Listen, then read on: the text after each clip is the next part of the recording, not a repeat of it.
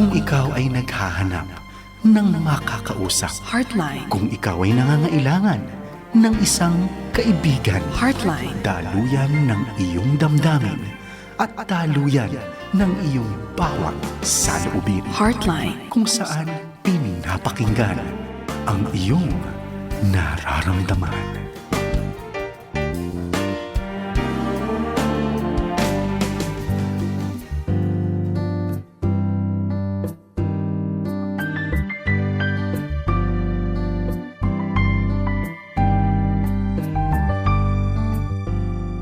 Magandang gabi po sa inyo lahat. Welcome po muli dito sa Heartline Friday Night. Ito po uli ang inyong kasama. Ang inyong kaagapay si Kuya Pilo Laharca, ang inyong Coach Pilo. And we're so glad to be here with you dito sa 702 DZAS. Ngayong gabi, alas 9, medyo ng gabi hanggang alas 11. Sapagkat ngayon ay Heartline time na. Kasama tayo sa ating mga ministry, sa pakikinig ng ating mga listeners. Mga kaagapay, kamusta kayo dyan? Anong balita? Nako, it's so happy to be with you. At we are so glad that tapos na ang March. Tayo nasa April na. We thank you. We thank the Lord for all these things. Talagang napakabuti ng Panginoon sa atin. Kung mainit sa inyong lugar, edi magpalamig. Halo-halo. Tubig, juice. Ayan. At para kung ano man yung sigalot na nangyayari sa inyo, pakinggan nyo ang ating mga advice dito sa Heartline para lumamig ang ating ulo. Yan. Alam nyo na, at ang masayang-masayang, napakagandang kaibigan ko, Katoto, kasama kong counselor, at syempre, ninang ko yan. Yan, walang iba, kundi si Ate Lou Mandalupe. Hello, good evening, Ate Lou. Good evening. Nice to be back. It's nice to have you here again talaga. Nakakatuwa. At gumaganda ka, Ate Lou. Ano ba sekreto dyan? Parang pag-ibig ng Panginoon. Sobrang faithful. So, and God is faithful. Joy. Indeed. Oo. Nako, kung makikita nyo, gumaganda na gumaganda si Ate Lou. Ayan, parang pabata ka nga ng pabata. Yan, the Lord is good. Yan. Mga kaagapay, kayo, mga kasama dyan. Alam ko may kasama din kayong pabata din, ang pabata dyan. Kaya halina kayo, join nyo na yan. Andito na tayo sa Heartline Friday Night Edition. At dito sa Heartline, pinakikinggan ng inyong nararamdaman. So, kamusta mga kaibigan? Ate Lou, I know na meron ka mga fans na nag-aantabay ng iyong bati. So, here you go. Batiin niyo na po ang mga taong you wanna go and greet. Sa gawain ng Panginoon. Yan. Aming simbahan sa 13 Grace Bible Church, dyan sa Payatas.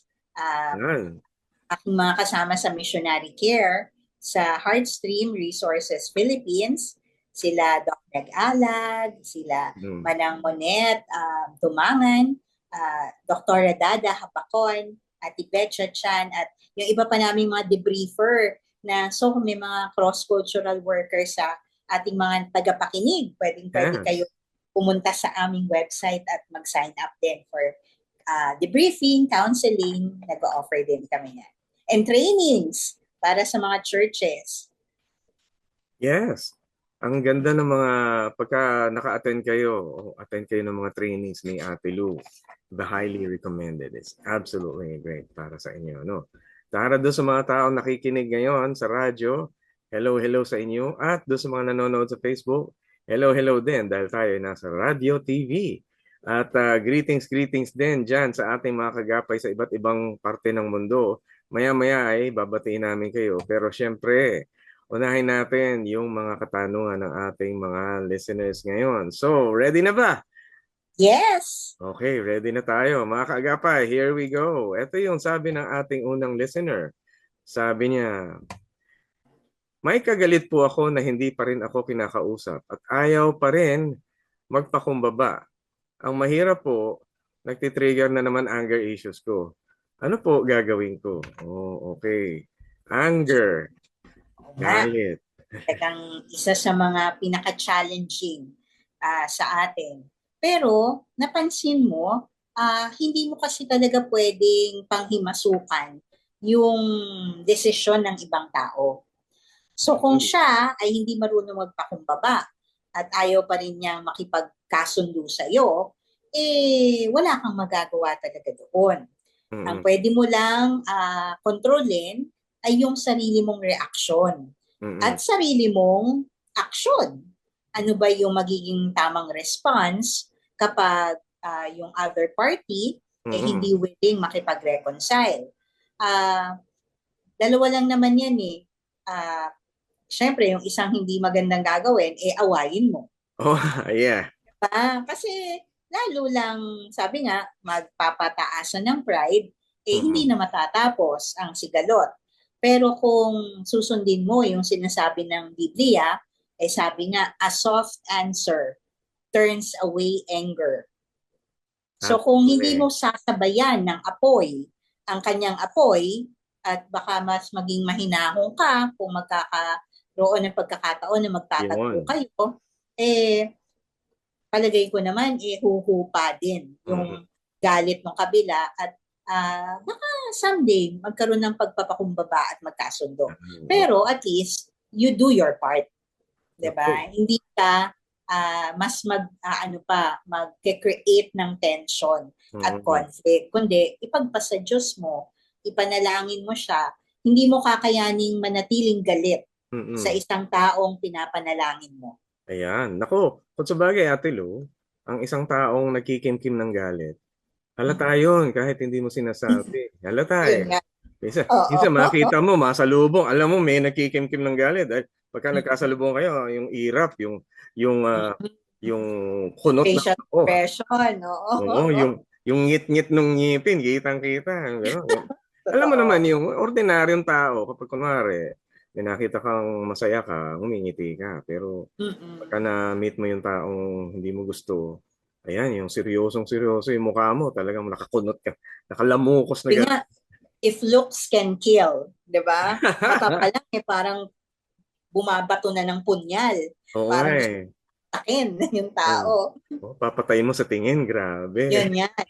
Pero hindi kailangan sa puso natin talaga, di ba, love your enemies. Yun pa command ng Lord eh. So, kung hindi mo man kayang mag-initiate ng pakikipag-usap, kahit papano, wag mo na lang iparamdam yung puot o galit. Kundi, kalma lang, di ba? So, tuwing makita mo siya, after a word of prayer, Lord, bahala ka na sa kanya. Sana maging maayos din yung sitwasyon. Ayun, okay. So, ayan, sana maging kalmado ang puso, ano? Kailangan yan. Kasi mas ikaw ang magkakasakit pagka natetension ka ng ganyan. Grabe yung immune system, yun ang titira yung anger issues. Ayan, oo. High blooding ka pa, mamaya atakihin ka pa sa puso. Pagkikimkim. Naman. Hindi kasi, di ba yun yung mga sabi, healthy lifestyle naman daw. And yet, bakit nagkakasakit? Kasi yung stress, yung tension, na laging nagngangalit ang iyong sabi nga, ang iyong loob. Iimbagang, pero wag ka, nagkakaroon ka na ng lockjaw dahil nanginginig ka na sa galit. So, it has physical effects. Ayan. So, ikaw din, alagaan mo sarili mo. Ayan, ako, mga kaagapay, kaway-kaway dyan. Alagaan ang sarili, huwag magiging galit. Mga kaibigan, kayo ay nakikinig dito sa Heartline Friday Night Edition. Kaya kaway-kaway mga kaagapay kay Ate Mila Pascua, Sofia Aganan, Sheila Igual, Celi Anuran, Lordan Maulyon, Edelsen Slede, Reynaldo Caimol, Ruby Gutierrez, Nelly Manansala, Larry Dizon, Homer Prince, Lawrence Lade, Aaron Gacho, Jonah De La Cruz Velasquez, Bel Gonzalez, Raymond Omo, Beck Peña, Anita Tejada Colon, and Axonic Aviles. Naku, marami pa tayong mga kagapay gigreet natin mamaya. Kaya heto naman yung next listener natin. Ang sabi niya, ito tungkol sa tao pa rin na nakikipag-relate. Sabi niya, please advise po how to deal with a person who has a corrective and perfectionist attitude. Konting pagkakamali, sobra po ang pagdi-discourage niya sa kapwa. Uy, parang Parang mayroong mga tao kung kilalang ganito. Uy, uy, uy, kalma-kalma lang. Uy. Although medyo mas mahirap ito i-deal with, no? Kasi mukhang paulit-ulit na Mm-mm. ginagawa at mas mahirap yung mabuti pa nga yung hindi kayo nagpapansinan kesa itong kada may makikita sa yung mali pupunahin at parang dinidikdik ka na Mm. uh, hindi na down ka, di ba? So Mm. medyo mas challenging to na repetitive yung hindi magandang pagtrato sa'yo. So Baka dito, natutunan niya to dun sa pamilya niya o yung trato sa kanya, lagi siyang kinokorek. Kaya ang kala niya, ang tamang paraan ng pakikitungo, correct, correct, correct, ganun. oo, Eh, pwede. oo. Oo, kumbaga parang sa kanya, maaring maganda yung intention niya na i-correct ka para maging maayos siguro yung Mm. trabaho or kung ano man yung performance. Mas mahirap lalo kung boss mo to, no? At Naku. ikaw ay laging parang nasa microscope, tinitingnan yung bawat kibot ng iyong ginagawa. Mm. Um, Siguro depende sa power differential. Kasi kung boss mo to, wala ka talagang choice. Kundi tanggapin yung correction. Di Kasi naman. May feedback system naman yung mga company. Meron ding alam mo sa paraan Pinoy para Sa, maiparating. May mga oo, paraan para maiparating sa boss tsaka sa mga nakakataas na hindi maganda ganitong pakikitungo. Pero kung ano may naman HR yun? siguro, pwede. Pero alam mo ngayon, pinapakita na rin ng Toleration. batas yung maayos na pakikitungo sa mga empleyado tsaka sa mga boss. Mm, Ayun, mm, yung wala nang yung stress-free na pagtatrabaho. Sa bahay okay. din, syempre, dapat stress-free. Mm, Bahay na nga yun, eh. oo. Sila nga lang Totoo nagpapahinga. yan. Pero kasi, ang dami ko rin kasing nagiging counseling, no, na ang tendency talaga, lalo na yung Filipino value, Filipino Oo. culture, pagka ikaw ay subordinate, hindi ka Oo. masyadong makaimik pagka superior or ano mo, supervisor mo yung person na, halimbawa, gaya nito, nagko-correct, nagda-down sa pagkakamali mo. Mm. So, ang tendency na uipon yung tension and yun nga, nagmamanifest in their mental health. Kaya, Mm. by the time nagpapa-counsel, ang taas na ng stress, anxiety, depression, either, yun nga, makapag-ventilate sila, makapagsalita, Oo. or magre-resign na lang. Oo, wag naman. Yun nga Sayang. ang hirap pa naman humanap ng trabaho, di ba? Oo. Ang So, hirap yun. magtrabaho. Sana mas meron niyang open communication na pwede mag-feedback na sana ibang way naman of mentoring or monitoring performance pero hindi sobrang perfectionist at very downgrading ang Mm. correction Mm. na style. Pero kung Correct. ito ay hindi mo naman boss or siguro peer kasama sa trabaho or sa bahay, Oo. uh, healthy communication will still be the best. Sana Oo. magkaroon kayo ng pagkakataon na maipahayag mo din sa kanya yung nararamdaman mo na ikaw ay nadi-discourage kung puro negative yung comment.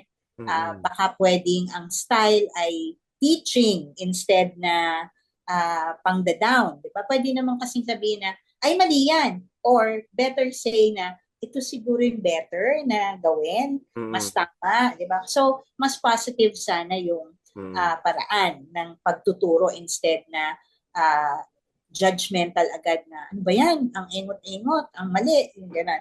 May ano talaga, minsan yung choice of words can improve the performance and the relationship. Yeah. Uy, naalala ko yun, yung isang empleyado, yung sabi niya, ang sagot niya doon sa lagi nagki-criticize sa kanya, sabi niya, ay, thank you, sinabi mo sa akin yan. Next time, sabihin mo sa akin ng mas maganda para ilibre kita. Pero kung hindi, sorry. Gano'n. Oo nga naman, ano. Kasi kung masyadong maganda yung pagkasabi at ikaw ay natuto, Oh. parang instead na nagbayad ka ng training fee or conference fee, libre na lang kita kasi learning moment yun. Oo nga. Pagka Ayan. positive kasi talaga, it becomes, sabi nga sa Bible din, di ba? Iron sharpens iron. Yeah. Parang nagkakaroon ng refining na And ganun dapat yung a friend sharpens the countenance of his friend kung maganda yung pagkakasabi. Oh, wow. Ang ganda niyan. Eto naman, meron tayong tanong dito. Yung kanyang anak naman, ang kanyang may galit din. Okay, eto ang tanong. Paano po? May mainit ulo ngayon Oo nga, dami. Mainit talaga ang Siguro panahon. mainit ang panahon. Diba? Oo nga. Eto, sabi niya, paano ko po kaya i-approach ang dalaga kong anak? Kasi kapag nagkagalit sila ng boyfriend niya, ipopost niya sa social media. And yung buong storya. At minsan ay may mga bad words na. Pero sumasama ang loob kapag itinatama naman namin. Ayun. Ay. Pag kinokorekta. Kanina yung isa, nahihirapan siya sa lagi siyang kinokorek. Ito naman, nahihirapan ko paano i-correct yung gumagawa ng mali. Ay, nako mga kaagapay dyan, mga kabataan natin, mga social media savvy ng mga tao. Dahan-dahan na, may mga batas tungkol dyan, may mga bagay na hindi dapat ginagawa sa social media. Kaya, medyo hinay-hinay, meron tayong laws tungkol sa pagpanlilibak. Meron tayong mga batas tungkol sa panlilibak sa public. At hindi dapat nilalagay sa public lahat ng iyong damdamin. Sana kung maganda, edi good.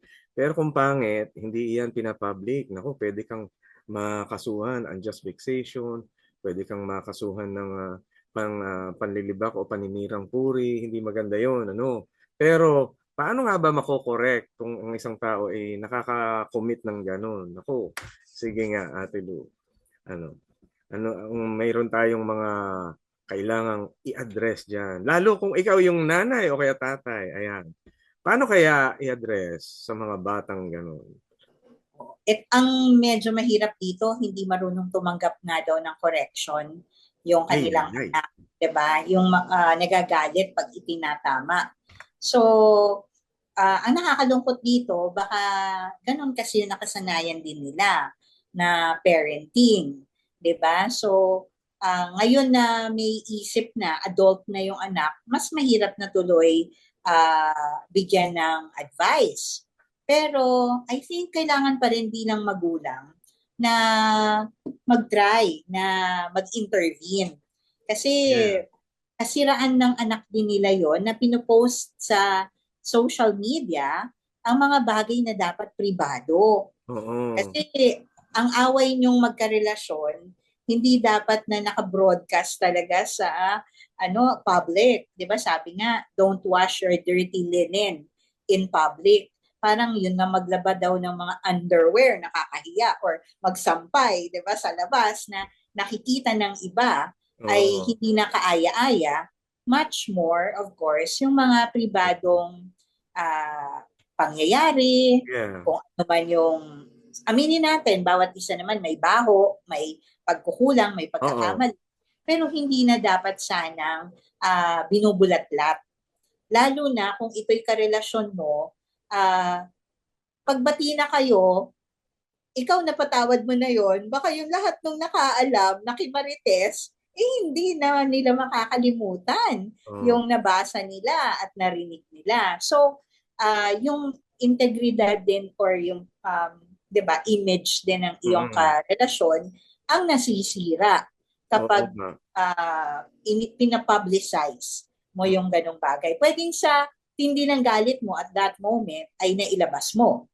Pero pagsisisihan mo yun pagka nahimasmasan ka na. Kasi matatanggap mo ba sasabihin ng kapitbahay halimbawa or ng sino man yung social media friends mo na, ay, pinatawad niya pa ganito ginawa sa kanya dati.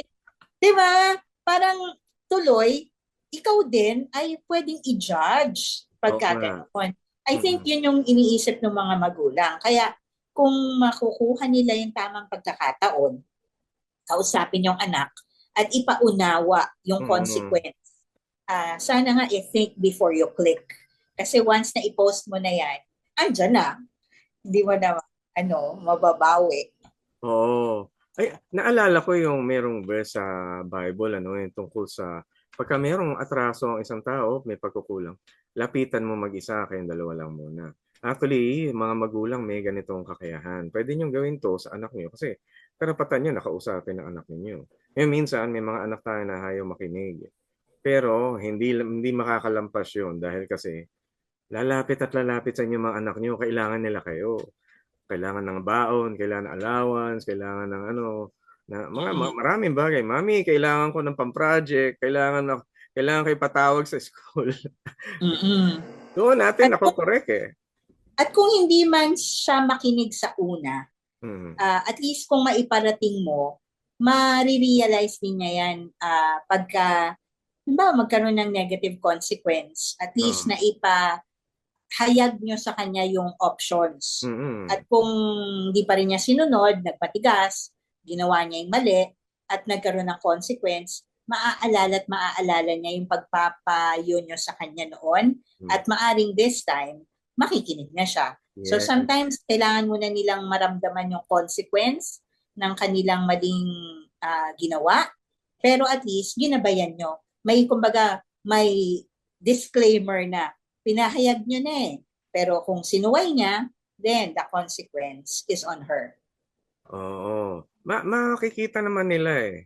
Actually, yung mga ganitong kabataan, malakas ang pahiya. Malakas yung tumaan niya. Ito, no? Pagka nalaman nila, ay tama si mami. Pero hindi magsasabi. Hindi magsasabi ng, I agree. Di ba? Patay mali siya na lang. Oo, dead ma. Pero nagbabago din. Nagbabago din naman sila.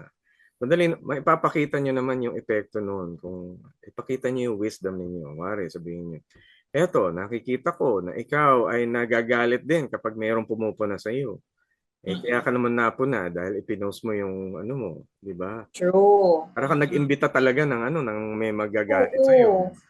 Totoo. Ganyan ang media eh. Di ba namin ganyan na nangyari? Magpo-post ng kung ano-ano, tapos ayan, binabash na tuloy siya. O di nag-boomerang sa kanya yung intention niya na manirang puri, siya tuloy ang nagkaroon ng kasiraan sa mata ng kasi people will judge you then based on what you post. Pero dito malalaman natin na kung ano man yung alam mong tama, hindi pa kumpleto yon.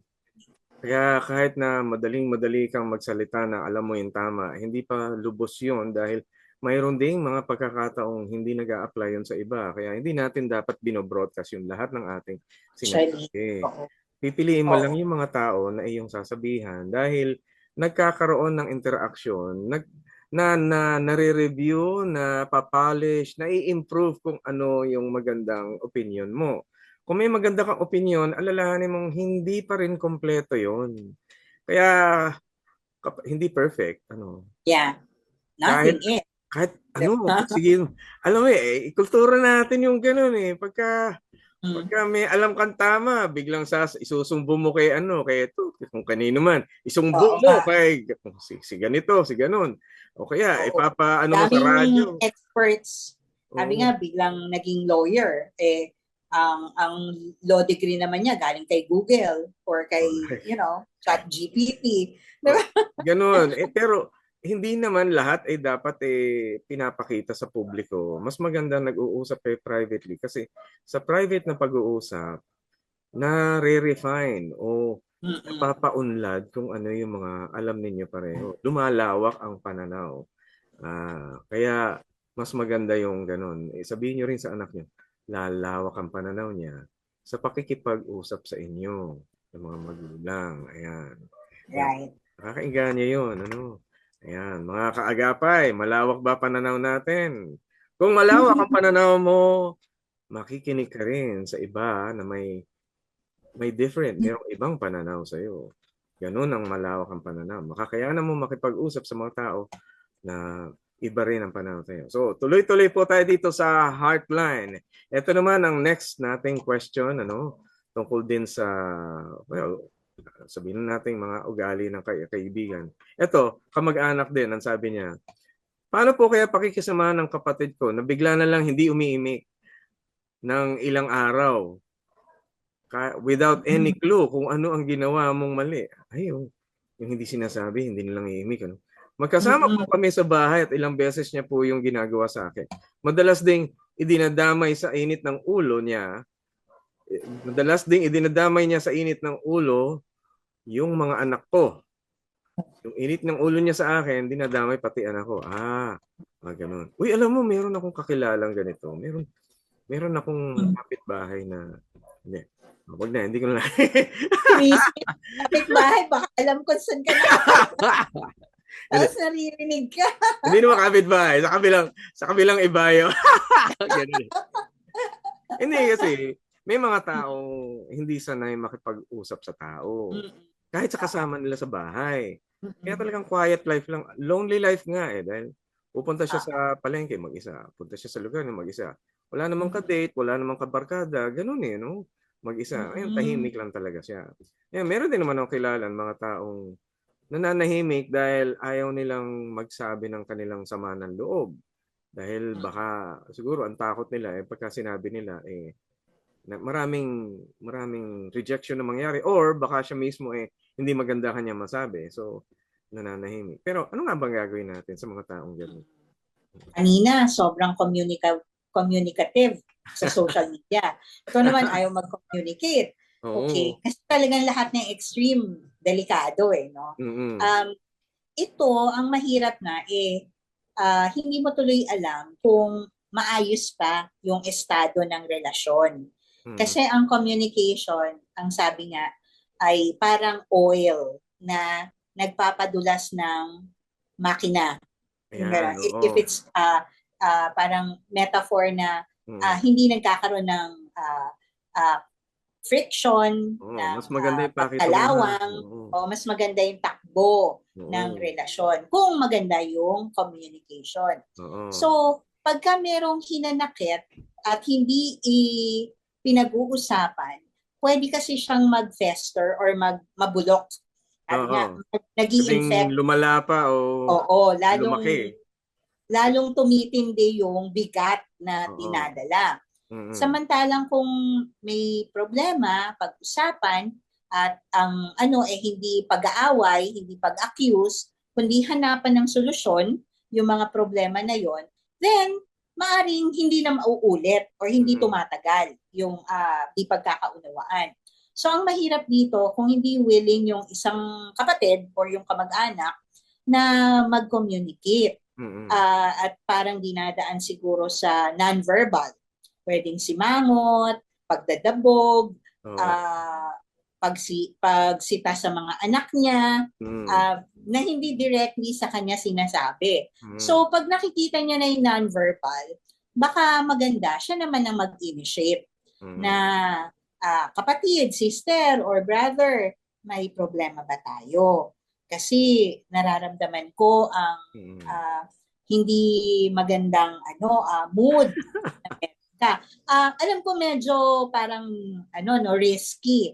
Pero kasi hindi rin magiging maganda ang resulta kung i-ignore yung pag-iinit ng ulo o pagsisimangot Mm. ng iyong kapatid. May kilala ako. Mm. Kakagalit sila. Mm. Magkasama sa bahay. Di ayaw siyang kibuin. Ayaw Oo. kausapin. Bumili siya ng special na cake, yung tipong cake na hindi ordinaryong cake. Basta Kontis? masarap. Hindi. Naku, mas masarap pa Mas kaysa doon. masarap pa? Okay. Grabe. Halata tuloy yung Yung, gusto kong bilhin. yung cake na ang ganda ng disenyo na may mga prutas-prutas sa ibabaw. Mm-mm. Mga Ay, ganon. okay. Ang Oo. ganda. Ay mo kung Mm. mamahalin. Tapos bimili niya, tapos lagay niya sa lamesa. Tapos pagka nung pagdaan sa may lamesa, yung ayaw mamansin, di napadaan ganyan. Mm-mm. Diyan, sarap. Sarap. Kain siya. Gusto mo? ayaw tumingin. Tapos, iniwan niya yung cake. Tapos maya nakita niya, kumakain din. Ang sarap, di ba? Ayun, sabi niya, di ba? Kunwari, ayaw makapag-usap. Kunwari. Pero nangangalahati na yung cake. Ayun. Alam niyo, may mga gestures na gano'n. Walang kinalaman doon sa away. Mm-mm. Pero, ang ganda ng na medyo napapalagay yung tao, medyo napapakomportable yung tao sa paghahanda. Parang medyo nahahanda yung tao sa pag-usap. Ayun. So, I guess meron tayong mga magagaling mahusay na gesture na gano'n. Pero kasi sabi niya dito, ilang ulit ng ginawa. So, nagkakaroon ng pattern of parang distancing kapag merong conflict issue. Palagay So, ko pwedeng, mm, mababawi 'yun dahil oo, ayaw exactly. makipag-usap tungkol sa conflict, pero malamang gusto Mm, makipag-usap tungkol sa mga essential things. Pagkain, ayun, pwede. sala, ganyan. Mm. Simulan nila sa magagandang sitwasyon na pwedeng Mm, mag-bonding 'yun. para nagiging madali din na pag-usapan yung mga bagay na mahirap na Mm, talakayin. Kasi kung totoo. nasasanay na kayo mag-communicate on the good things, baka maging easier to talk about the negative things pag meron talagang issue. Ayan, oo. Naku, 'pag may issue, 'wag masyadong 'wag masyadong stress, ano. Chillax, Oo. chillax lang. Tsaka yun nga, wag sabayan ng init ang init din ng kabila. Oo, Kasi talagang pag fire with fire, masusunog buong bahay niyo ayan.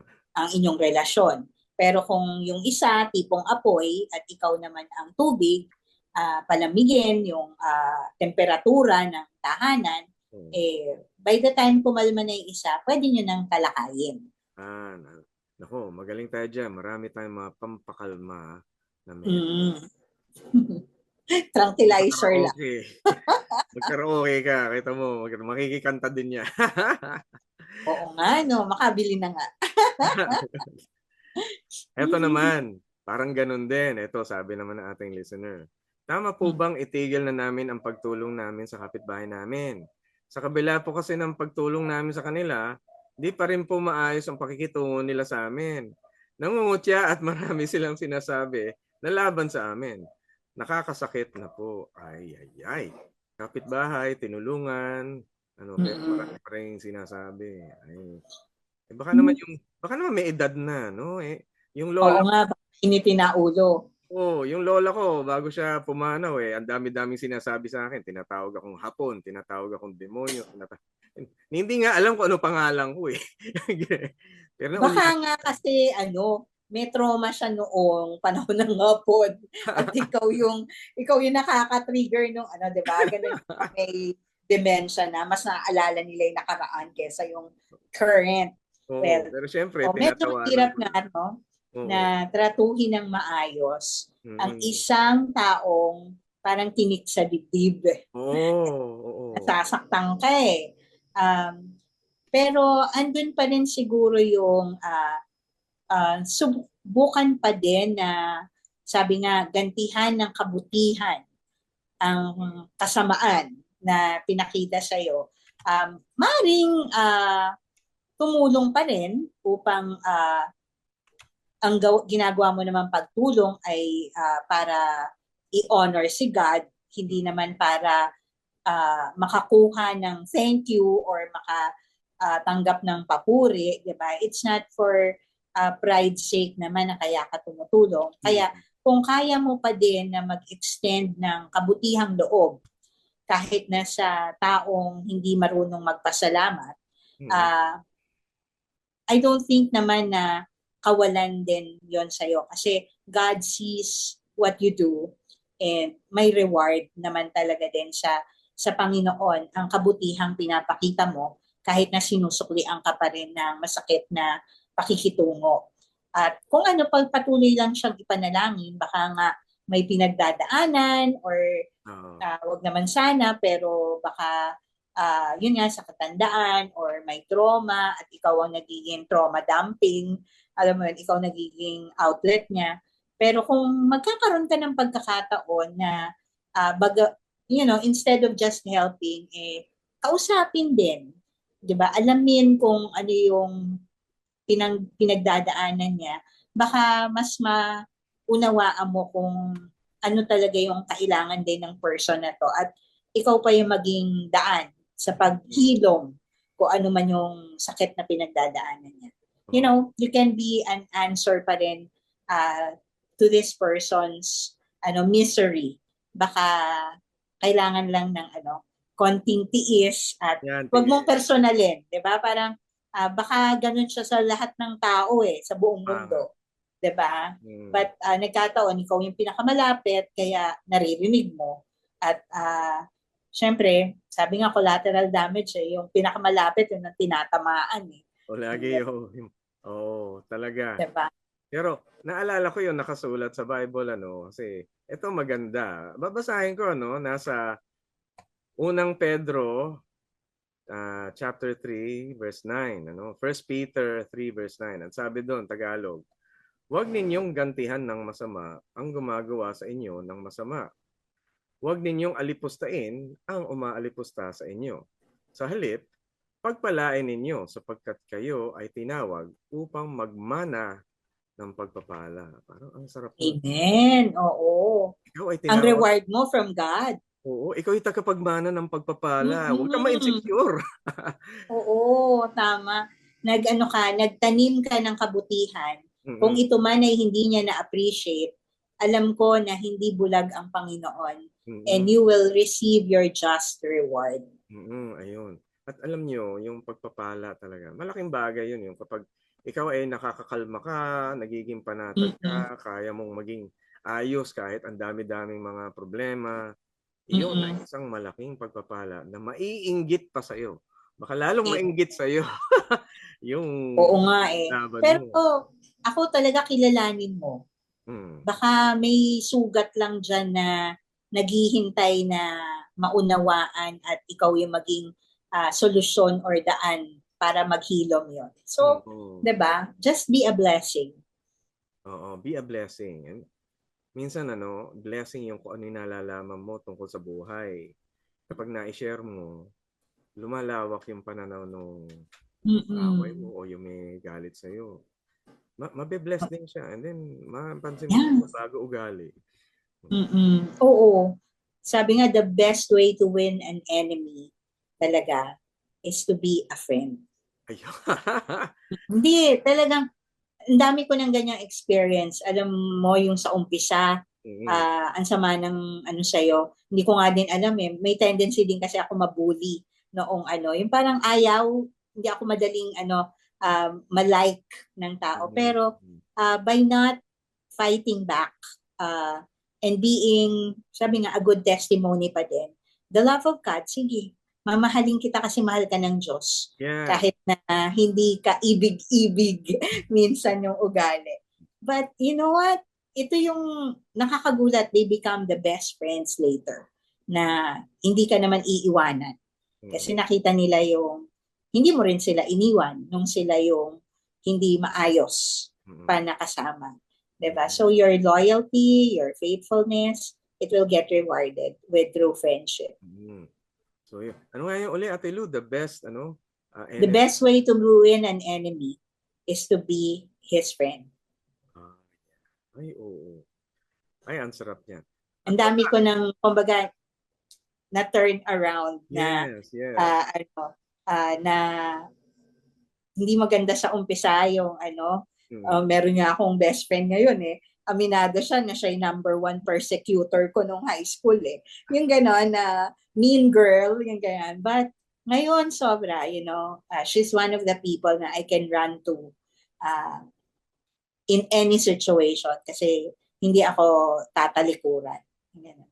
Yeah, wow. Nung ilang beses kami na baha, she's one of the first people who will come to me and bring something na to help out. So, yan eh, yung best friend ko ngayon, dati kong, di ba, enemy.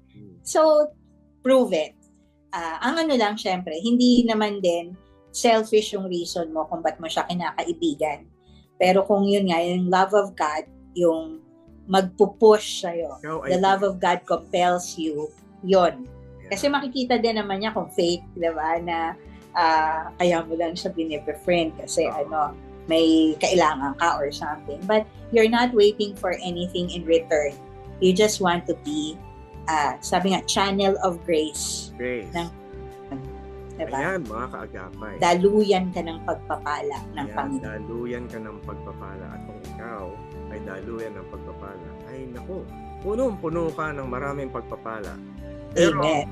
para maramdaman pa natin yan, magbe-break muna tayo ng konti. Pagpapala sa inyo, na mga magsisipunta pa, magsisi-tune in pa. And we'll be right back after this. Don't go away. More blessings to you. Stay tuned.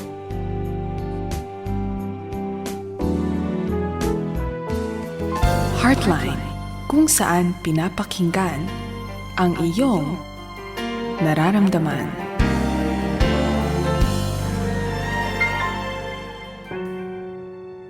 Wasted. Familiar ka ba sa pakiramdam na ito? Natapos ang araw na parang wala kang nagawa. Useless. Nasayang na araw. Kaibigan, sabi sa 1 Corinthians 15:58, maging matatag kayo at huwag magpapatinag. Lagi kayong magsipag sa paglilingkod sa Panginoon.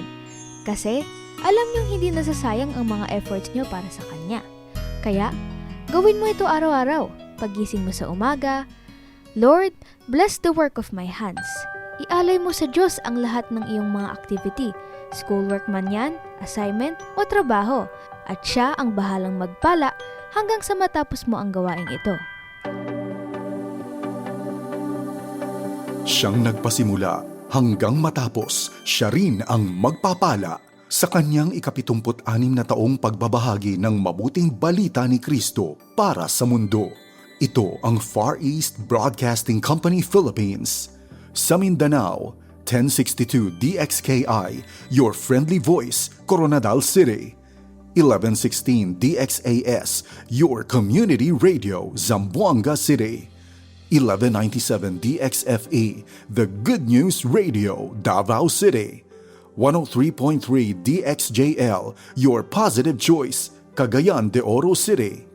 106.9 DXGR, Radyo Gandingan, Cotabato City. Sa Visayas, 1233 DYVS, Sweet Voice of Salvation, Bacolod City. Up 987 DYFR, Life Changing, Cebu City. 97.5 DYFE, Unang Tugon ng Pamayanan, Tacloban City. Sa Luzon, 1143 DZMR, Missions Radio, Santiago City. CARE 104.3 The Way FM, Legazpi City. 106.3 DZRK, Quezon, Palawan. 98.7 DZFE, The Master's Touch, Metro Manila. At 702 DZAS, Agapay ng Sambayanan, Mega Manila. FEBC Philippines, ibinabahagi si Kristo para sa mundo. Heartline, kung saan pinapakinggan ang iyong nararamdaman.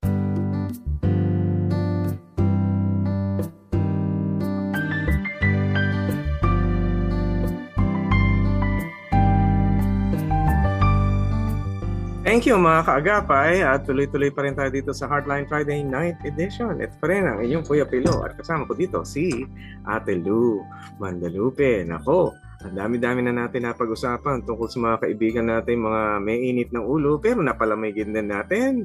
Oo, at sa init ng panahon siguro yan, kaya magpalamig. Ano bang palamig nyo dyan? Siguro, gulaman. Ayan, popular ngayon gulaman. Pero kahit mainit ang panahon, ang dami pa rin bumibili ng kwek-kwek na spicy. Wow!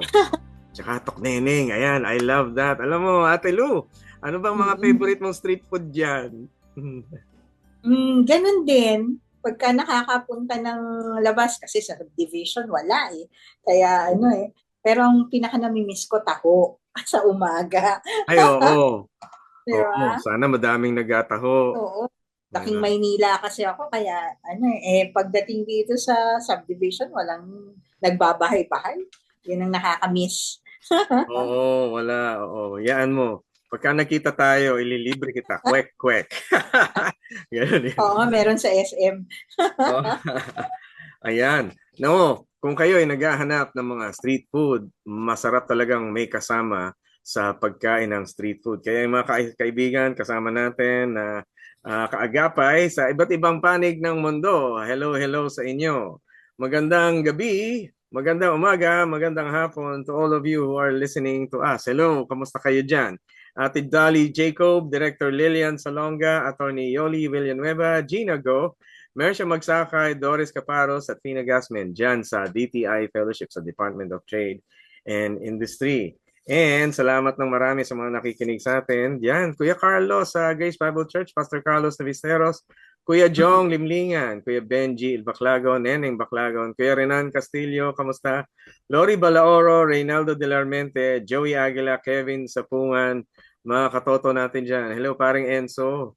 Hello, mga katropa dyan. Kamusta na kayo dyan? Mga Grace Bible Churchers, si Kuya Shane, si Pastor Egay, Pastor Nimrod Suerte, Pastor Sam Rendal, and ang mga kaibigan natin na nasa ibang bansa. Hello kayo, mga kaibigan. Kamusta kayo? Si Kuya Monde Bernal, si Shanine, kanyang asawa, at ang anak niya si Isabel na naandun sa New York. Ang mga kaibigan natin na nasa Canada. Hello, Caroline. Hello, Caroline Ruar. Yan, dati siyang Lamoste, ngayon Ruar na siya. Ayan. Kamusta na rin sa mga Canadians dyan, sa mga kasama natin sa Mabitaqueños, dyan sa Calgary. Hello, Ate Mary, Ate Beth, Ate Delia, Ate Ella, Ate Celia, Ate Mercia. Hello, kamusta kayo dyan?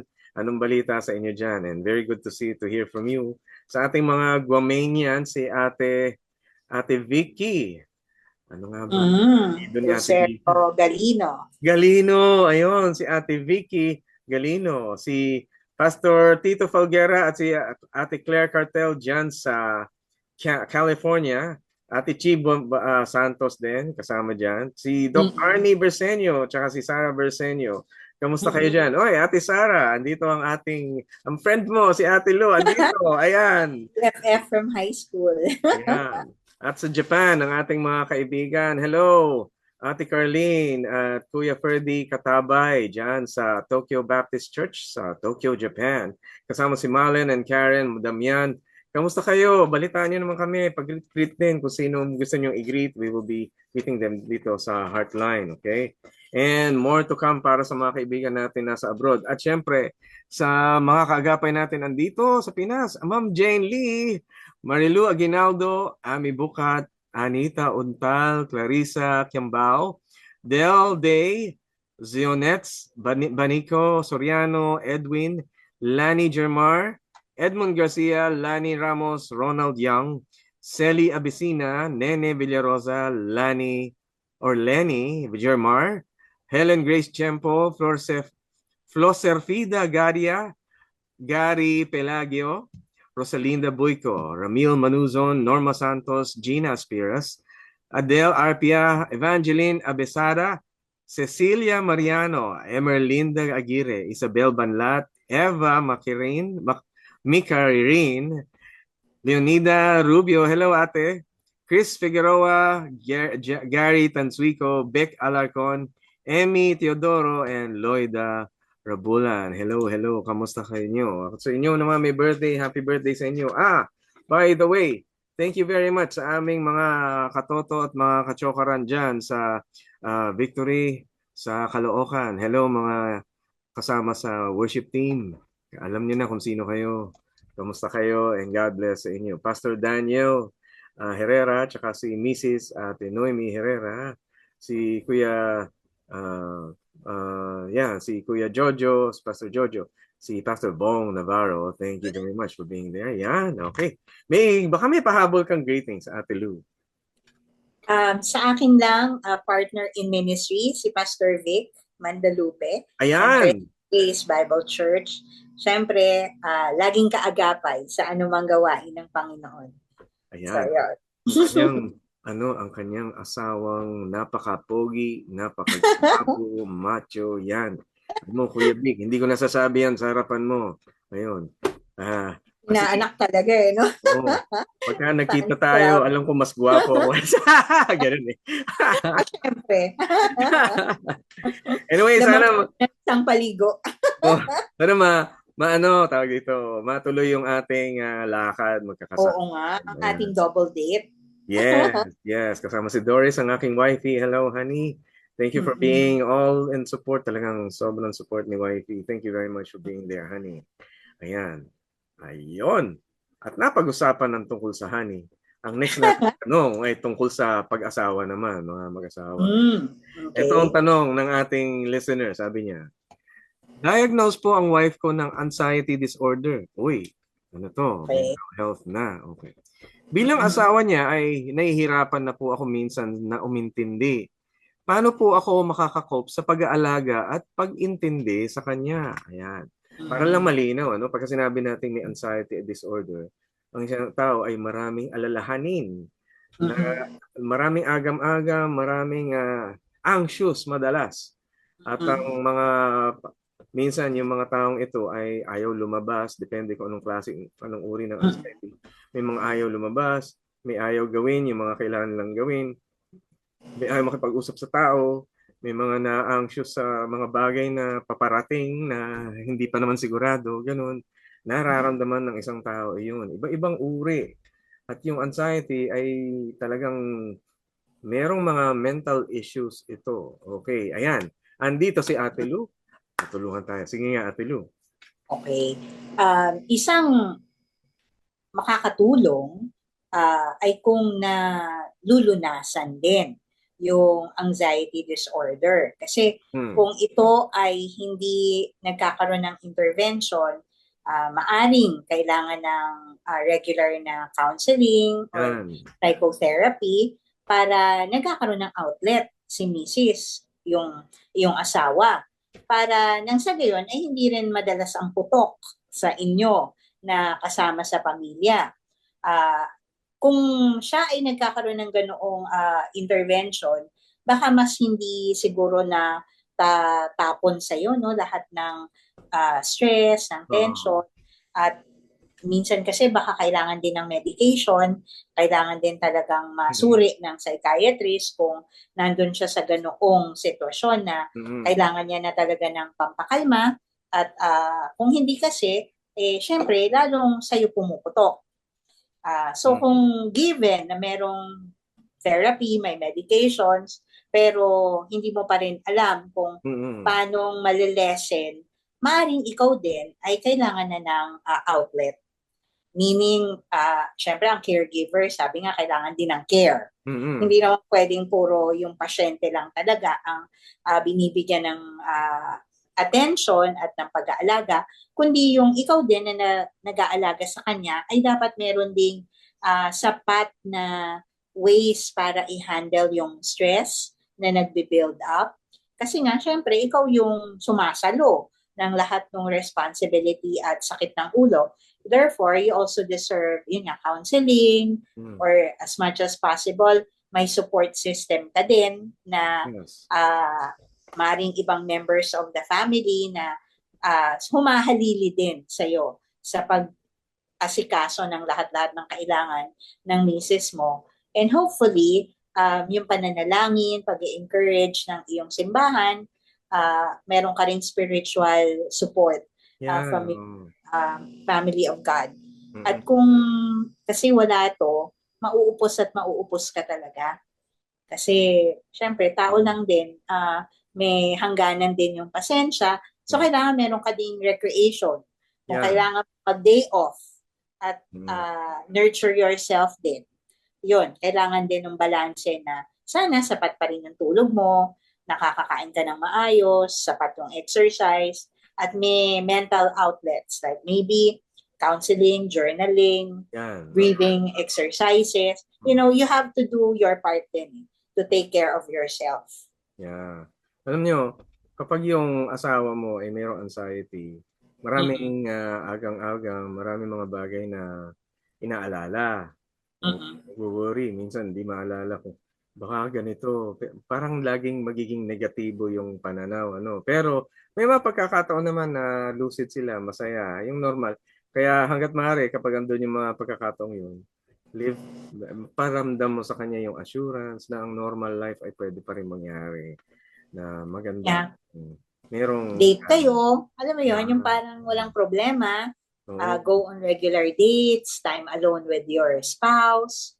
Ano yan parang nililigawan mo siya ulit, diba? Assurance na lagi ka nandyan. Unconditional love. Yun talaga ang pinakamatinding way para ma-comfort at maipanumbalik sa kanya yung tiwala. Kasi insecurity kadalasan ng anxiety . So, if there's enough secure base yan. Sa'yo, mababawasan yung pag-aalinlangan, yung pag-aalala. So, ikaw yung magiging, hopefully, sabi nga manifestation din ni God ng pag-ibig niya, ikaw yung magiging foundation din ng security ng iyong asawa. Yan. Marami tayong mga kaibigang pastor ang nagkakaroon ng ganitong problema, no? Pero alam nyo, isa sa mga tibay na ibinigay sa atin ng Panginoon, yung ma-assure natin ng ating kapwa. Dahil maipaparamdam mo sa iyong asawa, kung sino man may sakit, ipaparamdam mo na mayroong magagandang nangyayari. Taliwas doon sa paniniwala ng isang anxious. So, pagka araw-araw napapadama yun. Assurance. I like that. Yung security, Ate Lu. That's very beautiful. Ang sarap nun. Yeah. At kung kayo ay nangangailangan ng talagang professional na counseling, punta po kayo sa ating website sa Philippine Association for Christian Counselors. Mayroong website sa philac.org. That is philacc.org. At doon pwede kayong mag-set ng appointment po. Merong minimal na bayad, kailangan naman po yun. Pero professional counseling ito, makakatulong po ng malaki sa inyo. No? So punta na kayo kagad sa philac.org, philacc.org, and it will help you a lot. Wow! Ito naman yung ating isang listener, sabi niya, tama po ba ang desisyon namin ni husband? Ito, mag-asawa ulit. Ano po ang may papayo nyo? Balak po kasi naming sumunod na ako sa kanya sa abroad, para at least magkasama kami. Pero maiiwan ko po ang 1-year-old baby ko sa parents ko. At po ang loob ko dahil naawa ako sa anak ko. Pero para rin naman to sa future niya. Parang naaramdaman ko may anxiety yata itong ating itong isang listener natin. Tingin mo. Well, may pinanggagalingan yung pag-aalala. Kasi 1-year-old, ito yung very crucial pa talaga na nandoon yung mother. The primary caregiver should be the mother. Kasi it's the very parang malleable. Ito yung parang sabi nga downloading ng security, yung attachment. Formative years.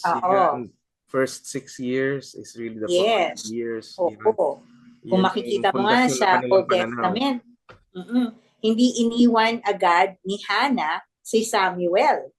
Not until nakalipas yung first 3 years. Kasi ito yung panahon na, yung pagpapadede, yung parang ang doon is may emotional downloading na nangyayari from the mother to the child. At doon nagbe-base yung attachment theory or yung secure attachment ng isang sanggol sa kanyang ina. So kung iiwan mo na si baby ng 1-year-old, 2 years na mawawala na yung influence mo as the primary caregiver at andun yung posibilidad na magkaroon ng abandonment issues ang bata kasi para siyang naiwan siya. Iniwan. Diba? Naiwan, na-abandon. Kahit pa andun ang lola, hindi kasi the same ang pagkalinga ng lolo't lola sa sariling ina towards sa kanyang anak. So, kung mas kaya na lilipad kayo, nakasama na si anak, so much the better. Diba? Kasi syempre, design naman talaga na magkasama kayong mag-asawa. Pero sana hindi at the cost na iiwan si baby. Sa batas nga natin ang disenyo ng batas sa family ay yung mga anak ay dapat kasama ang nanay hanggang 7 years old. Oo, yan nga Yun. Hindi dapat iwan. Hindi nga. May talino doon. Mayroong sound reasoning doon. Correct. Pero ang napansin ko nga mukhang mapag-alala itong nanay or itong magulang na to. Inaalala niya yung kanyang asawa abroad, inaalala niya rin yung anak niya. So based on alala. Tapos ang gusto pa niya future. Parang nagsisiguro ka sa future na hindi mo rin alam. Kasi minsan ang iniisip natin yung future financial lang. Oo. Pero kailangan mo ding i-factor in yung emotional, Yan. yung physical well-being. Kasi Oo. sa totoo lang, ang daming cases na dahil iniwan ng magulang ay wag naman, pero namomolest siya ng kapitbahay, ng ibang kamag-anak. Nawalan ng Ang security. isang ano kasi dito ay hindi sila yung magulang. And therefore, mas iba yung pagkalinga. And baka mas hindi properly monitored Mm-mm. yung bata. So, wag naman sanang yung financial na security lang iniisip natin, pero Mm-mm. baka maging at the cost Oo. of other areas of security. Yeah. Wow, ito pa naman yung panahon na kung saan maraming tao ang hindi hindi nagpe-prepare sa pagkakaroon ng anak. Ito yung Actually, oo nga eh. sa research. Ayan. Nagugulat na lang na, oops, di ba? In Oh, fact, kahit nga yung babayaran sa ospital minsan eh, ng oras ng panganganak, hindi na paghandaan eh. hindi na Yung pa paghandaan. kayang future ng bata. So, sana lang, mas kaya, I think, ni Mister na maghintay kesa sa iwan si baby. Kung kaya nyo nang bitbitin si baby sa pag-abroad, magsama kayo buong pamilya, that should be the goal. Ayan, very good. Family first. Ayan. Ayan. Ito naman, ito tungkol sa OFW din, ano? Sabi ng ating listener. Ako po ay OFW at naiwan ko po yung anak kong lalaki sa stepfather at sa mother ko. Teka na. Mahal na mahal po ng stepfather ko ang anak ko. Okay, good. Pero, ibig sabihin, meron siyang stepfather, parang lolo ng anak niya, ano? Mahal na mahal po ng stepfather ko ang anak ko. Pero nalaman po namin na may affair siya sa ibang babae. Ginagamit paminsan-minsan ni nanay ang anak ko para tumigil ang stepfather ko. Alam ko pong kalaunan ay may magiging epekto ito sa anak ko. Di ko po sila mapagsabihan dahil nakikibilin lang po ako at wala nang mag-aalaga sa kanya na iba dahil hiwalay kami ng tatay ng anak ko. Ano po ang mabuting gawin? Naku, napaka-komplikado nitong buhay. Oh, parang naging masalimuot. Oo. Kaya, So, lilinawin natin. Meron siyang anak. oo. Ang Nasa nag-aalaga. nanay niya at stepfather. Oo, at Ang stepfather. problema, nagkakagulo yung mag-asawa, nagiging parang instrument tuloy ng pag-manipulate ni mother kay stepfather, yung Ayun. bata, yung apo. Oo. Well, kahit naman sa mag-asawa, nangyayari din yan, ginagamit yung anak parang a weapon na i-withhold niya yung anak kapag hindi tumino. Oo, Yung parang asawa. gano'n. Ayan. Oo, Close ito, pa naman yung sa- anak doon sa Oo tatay. nga. Doon sa So, stepfather. yun nga. Pwedeng kaya siya nagagamit kasi mahal nung lolo. Although stepfather lang siya. Napatanong ako, nasaan Oo. kaya yung mother? Nasa abroad, di ba? OFW eh. Yeah. Oo, okay. Oo, di ba? So, I will be blunt. Wala kang magagawa. Wala ka eh. Oo, wala ka. The fact is, medyo helpless ka kasi nasa kanila.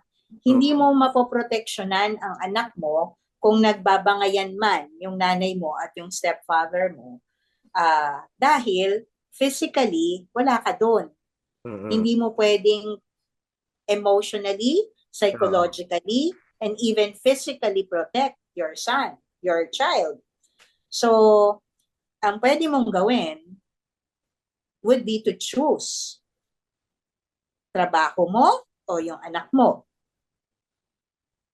Ganon ka-blunt yung Ang saklap. Diba? Oo. Or, kung potentially, pwede bang dalahin sa ibang bansa din ang iyong anak na kahit na ikaw ay naghahanap buhay dyan, ay pwede mong isama para mas mapoproteksyonan mo siya. So, yun, ganun ka-crucial. Kaya nga, it's going to be a choice between financially providing for your child or making sure na hindi siya matotraumatize nung dynamics ng away ng iyong mother at ng stepfather. Mhm. Alam ko medyo mahirap na decision making yan kasi sabi mo nga walang ibang mag-aalaga. Mhm. So the best thing you can do is ask for your mother and your stepfather's, sabi nga, love and grace towards your son, your child, para wag sanang i-involve sa ganoong masalimuot na family dynamics. Pero yun nga, you can only ask. You cannot do anything about it kung sakaling hindi nila papakinggan ang pakiusap mo. Ayun, nako. Pero siguro naman merong biyaya ang Diyos dito na sa mga lugar na hindi natin maabot. Sigurado naman ay mayroong kumikilos na Panginoon doon sa buhay na gano'n. Yeah. Prayers talaga. Oo. And if believers sana si mother at si stepfather, mas merong, sabi nga, the grace of God will not be short. The hand of God will not be short. Makaya niyang abutin yung anak mo at proteksyonan sa ganoong sitwasyon. Pero talagang physically, medyo helpless because you're not in the same household. Yan. Naku, tawag-tawag tayo dyan sa mga kaagapay natin, mga bata, mga youngsters, mga youth, mga 25 years old below. Kung kayo ay nag-iisip na pumasok sa isang relationship, abay, paghandaan nyo naman yung pagkakaroon ng anak. Maaring sabihin nyo, hindi pa ako, hindi ko naman iniisip yung pagkaanak. Ayun nga, hindi natin pinaiisipan ang pagkakaroon ng anak. Pero bukas makalawa, magugulat ka na lang. Biglang may anak ka na, parang gano'n, di ba?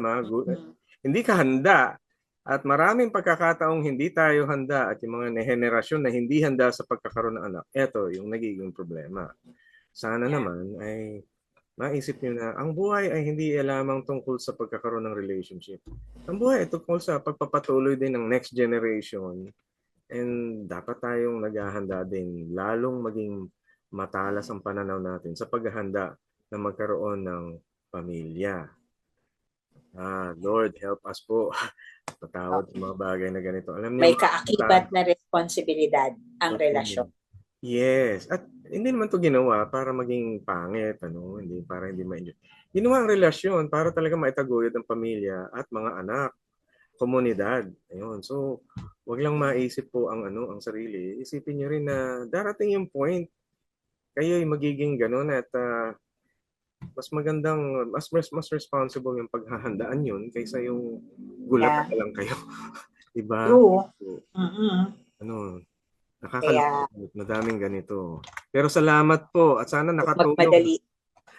Kayo magmadali din, paghandaan nyo ang pagkakaroon ng anak. Huwag nyo lang paghandaan yung pagkakaroon ng relasyon.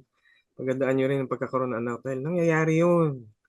Yes. Yun, mga kaibigan, mga katoto, mga bagay na pinipigilan natin pero nako, lalo lang tayong nadadamay sa kapariwaraan or anyway. But anyway, just go ahead and enjoy life and get ready for good things. Well, meron pang tanong dito. I think this is our last question. Sabi niya, ako po ay isang pastor's wife. Nararamdaman ko pong parang wala ng respect sa kanya ang ibang church leader at members. Sino kaya yung kanya?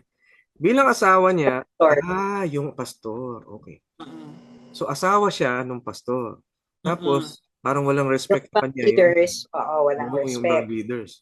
Sabi niya, bilang asawa niya, nasasaktan ako at nasasabi ko na lang sa kanyang magpalipat na lang kami ng church. Or gumawa na ng aksyon at least. Pero ayaw niya po. Paano po ito haharapin at mas magiging matatag? Ayan. Paano daw magiging matatag doon? Naku, ang hirap naman ito, mga church. Oo nga. Well, kung hindi ka kasama sa leadership ng church, it's not within your prerogative to impose anything. Pwede siguro to make suggestions when you are asked or when you are included in the proceedings, dun sa meetings or kung ano, or kung may relationship ka din naman din na maayos with pero pwede mong isa-isa lang siguro na parang kausapin, yung gano'n. Pero parang ang narinig ko is ayaw ni husband, ni pastor, na mag-meddle ikaw bilang wife. So, kung ganoon na si pastor mismo ang ayaw na ikaw ay manghimasok, then you need to honor your husband's decision. Kasi you need to submit to his decision. At bagamat, oo, medyo masakit, nakikita mo kung merong disrespect or pag-bypass kay pastor, dun mas lalong kailangan mo magtiwala sa Panginoon at sabi nga, bombard heaven with prayer.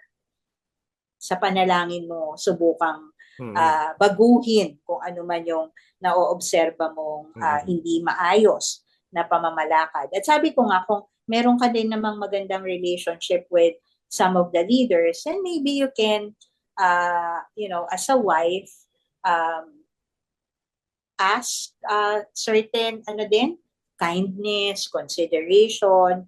Sabihin mo lang na na-hurt ka, maybe you can also express, pero from your point of perspective, hindi mo iba-violate yung trust din ni pastor na sasabihin mo from his point of view or perspective. Pwede mong sabihin na, for example, ako bilang pastor's wife, pwede kong i-approach yung person, sabihin na, kapatid, nalulungkot ako kasi parang may nakita akong ganito.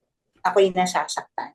Yung ganon. Yung ownership, ikaw ang affected. Hindi mo pwedeng sabihin na, uy, sinaktan mo si pastor, ganito yung nararamdaman niya. Hindi pwede kasi it's his story to tell. So, hindi mo pwedeng i-disclose kung ano man yung dinisclose sa'yo ni pastor. Parang kung ano lang yung naobserbahan mo, personal experience mo, and speak from the I perspective. Na nasaktan ako nung narinig kong nasaktan ako nung narinig kong napagtaasan mo ng boses si pastor. Parang hindi tama sa paningin ko. So it's in your perspective, hindi yung parang pinaglalaban mo si pastor na sabi ni pastor, ginanito mo siya, blah blah blah, yung ganon. Magkaiba kasi yung ganong punto de vista. So, speak from your own experience without, syempre, parang ang nangyayari, nagsusumbong si pastor sa'yo, tapos ikaw yung mang-aaway on his behalf. Hindi maganda pagka gano'n. Yeah. Alam mo, mahirap nito. Parang naramdaman ko yung kalagayan, pastor. Parang, ang sakit to. Mga church, ganyan na ba tayo mag-usap? Ayun lang. Porket merong sistema ng pamamaraan ng pamumuno, ganito na ating pakikitungo sa bawat isa. Hindi maganda. Hindi. Do everything in love pa rin talaga eh. Oo, hindi naman tayo tinawag para maging systematic, maging magaling at mahusay sa mga pamamaraan. Or baka naman kailangan din kasi ni pastor mag-learn to step up. Kasi baka hindi rin nga siya nagsasalita at hindi rin siya nag-a-address ng issue properly, then baka kaya inaalaw din ng Panginoon na mangyari to para, to shape then the pastor to be able to be firm, to stand up in his position of authority, and to correct what needs to be corrected. So baka learning situation for everybody in the church, and hindi pa rin nga perfect kahit na tayo ay nasa Panginoon, tayo ay nasa simbahan, our sinful nature, our personality disorder, and everything else are in the mix. So baka paraan lang din talaga na ayaw kapag salitain ni pastor bilang pastor's wife, then maybe the time needs to come na si pastor mismo yung mag-a-address ng situation. So pray for your husband to be able to find the words, the courage, to stand up, and ang doon is to correct what needs to be corrected. based on the Word of God. Diba? Yeah. Kung ano yung Oh. tama sa mata ng Panginoon. May And naalala sila- akong isang Bible verse na sinasabi doon, Sabi sa John 14 verse 27, Peace I leave with you, my peace I give you. I do not give to you as the world gives. Do not let your hearts be troubled and do not be afraid. Siguro, hindi natin lubos na alam kung ano yung sitwasyon dyan. Pero kung naniniwala, paniwala ako, kumikilos ang Diyos, hindi pwedeng hindi pa mapapalampas ng Panginoon nito. Panigurado, mayroong kapanatagan diyan na mas higit pa kaysa dun sa mga disrespect, mas higit pa kaysa dun sa mga away-away na yan. Merong ganong klaseng kapanatagan na nagpa-preserve ng mga mabubuting bagay at yung masama ay hindi magtatagumpay talaga. Kaya kailangan nating maalala ito, Naku, with prayers po talaga, malapit na talaga ang kailangan lang nilang mag-usap-usap at manalangin. Sabi nga, confess your sins one to another and forgive one another. Yan, oo. At Yan talaga, humility of everybody. Pag naandun ng Diyos, madaling ipa-let go kung ano man yung mga difficult. Hindi kanya-kanyang agenda, kundi ano ba agenda ng Panginoon. Yun. Ayan. Nako, marating natin yan sa ating mga churches. Kaya, I hope it could happen through the prayers, and hihilingin ko, ate, na please do pray for our listeners right now as we close. Let's pray. Our Heavenly Father, we come before you right now. Alam po namin, Panginoon, na walang nangyayari sa aming buhay na hindi nyo po pinahintulot. Ito ay sakop ng inyong soberenya na nothing happens by accident. Lahat ay may purpose, may meaning.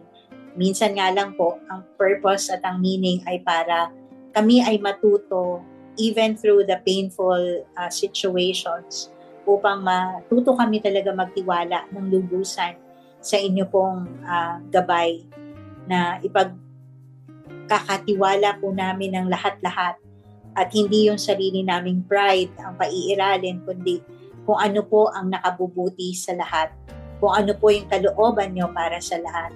So Lord, I pray, Father God, sa bawat makikinig namin sa ngayong gabi, yung mga listeners na nagpahayag din ng kanilang mga concerns, yung kanilang mga saloobin na kinagugulumihanan nila.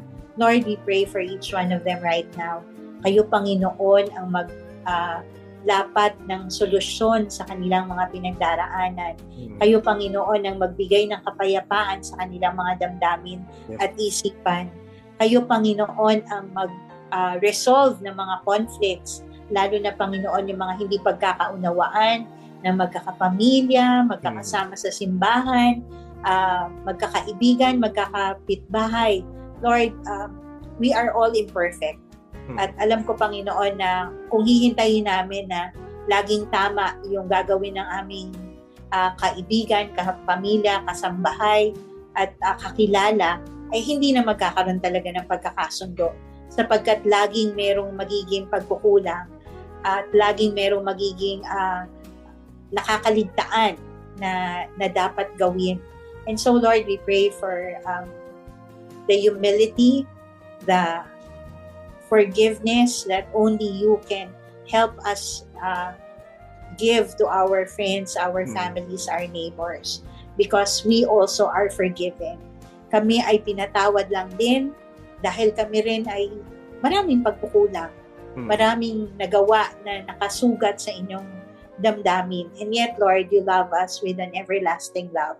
So, Lord, we pray na, sabi nga, forgive us our trespasses as we forgive those who trespass against us.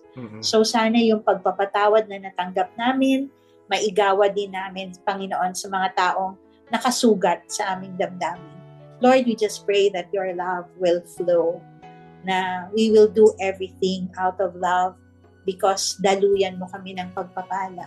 At Lord, we pray for supernatural strength to be able to go through the challenges na hindi po kami magigiba at tatayo muli upang sundin ang inyo pong pinag-uutos. Gawin ang inyo pong kalooban. So Lord, we pray for grace, for strength, for the resources, Lord. Araw-araw, your mercies are new every morning. Father, we are grateful because kasama ka namin. You are Emmanuel. You are with us. At anumang paghihirap, hindi mo kami iiwan. So Lord, we pray for the future. Each day is new. Each day brings about new blessings because you love us with an everlasting love. Thank you, Father, for in Jesus' name we pray. Amen. Amen. Thank you, Ate Lou, for that very inspirational message. Paano ka pala makakontak kung sakaling may gustong magpa-counsel sa'yo? Sa Facebook, napakadaling hanapin, Lou Mandalupe. Makikita nyo ang picture ko doon, hawak-hawak ko yung aking dog. Yeah. And kung sa mobile, it's 0917-159-4684. So, pwede mag-text, may WhatsApp, Viber, Telegram. So, kung wala kayong load, basta may Wi-Fi, pwede nyo, kung meron kayong ganong applications. And Messenger, kahit hindi tayo friends, makaka-receive ako ng message and I can respond. Ayan, for appointments yan. Okay, thank you very much, Ate Lou, and God bless you. Talagang pagpalain ka. And pinagpapala din namin lahat kayo nakaagapay nakikinig dito sa ating broadcast sa 702 DCAS. Salamat din pala sa ating mga kaagapay sa broadcast sa Bukawi Transmitter Site. Sila Prodtech Nat Peralta, Reggie Villena, Jonathan Reyes, Benjo Morano, Engineer Chris Molina, JV Tabua, at ang in-charge natin na PA si Kayla Escalante. Nako, magandang gabi po sa inyo mga kaagapay at huwag kayong magsasawang magpatuloy sa Heartline kung saan pinapakinggan ang inyong nararamdaman. Tayo po ay miyembro ng Kapisanan ng mga Broadcasters ng Pilipinas. And see you next week. God bless. God bless, Ate Lou. Good night. Bye-bye. Good night. Bye. Heartline, kung saan pinapakinggan ang iyong nararamdaman.